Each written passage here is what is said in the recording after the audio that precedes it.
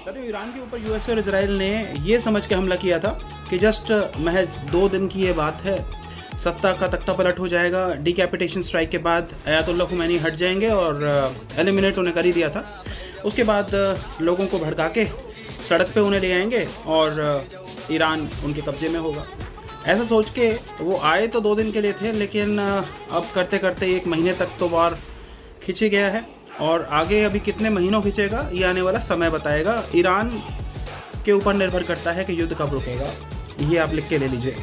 अब आगे की बात करते हैं कि दरअसल ईरान का जो यहाँ पे मास्टर स्ट्रोक है, जिसने नाक में दम कर रखा है यूएसए के और इजराइल के। यूएसए के कैसे कि उसके एलाइज जो हैं गल्फ कोऑपरेशन काउंसिल के, Kuwait from north to south, Saudi Arabia, Bahrain, Qatar, UAE, Oman, साथ में फिर जॉर्डन भी और इराक में भी जो यूएस के बेसिस हैं, इन सब के ऊपर अटैक कर रहा है। टिट फॉर टैट की पॉलिसी है ईरान की कि अगर भैया आप डिसैलिनेशन प्लांट के ऊपर करोगे तो उसके ऊपर अटैक करेंगे, अगर आप एनर्जी सेक्टर पे करोगे तो एनर्जी सेक्टर पे करेंगे, अगर आप इंस्टीट्यूशंस पे करोगे तो इंस्टीट्यूशंस पे करेंगे, इंडस्ट्री पे करोगे तो इंडस्ट्री पे करेंगे। इस तरह का टिट फॉर टैट की पॉलिसी चल रही है और डिस्प्रोपोर्शनेट वॉर चल रहा है जो भारी पड़ रहा है यूएसए के ऊपर।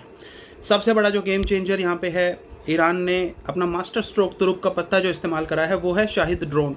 तो शाहिद ड्रोन ने ईंट से ईंट बजा रखी है यूएसए की, और इजराइल तो तबाही के कगार पे है।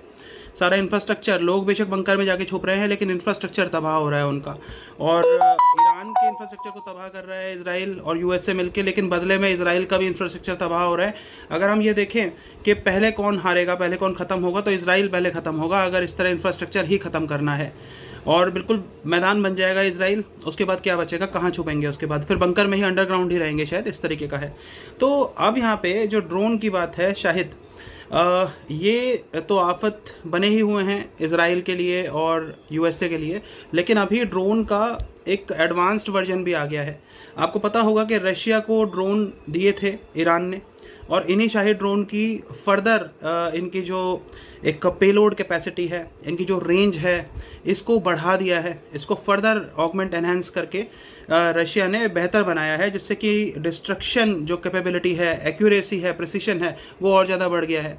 अब यही वाले जो एडवांस्ड ड्रोन है, शाहिद के एडवांस्ड वर्जन, ये रशिया प्रोवाइड कर रहा है ईरान को, और ईरान इससे आने वाले समय में और कहर बरपाएगा यूएसए और इजराइल के ऊपर।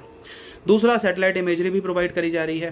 फिर उसके बाद अब सवाल एक आ रहा है कि रशिया ये प्रोवाइड किस रास्ते से कर रहा है ईरान को ये सामान सारा, तो वो कर रहा है कैस्पियन सी रूट से, और कैस्पियन सी रूट जो है वो 700 से 800 किलोमीटर का एक रास्ता है और वहाँ से ये सारा प्रोवाइड हो रहा है।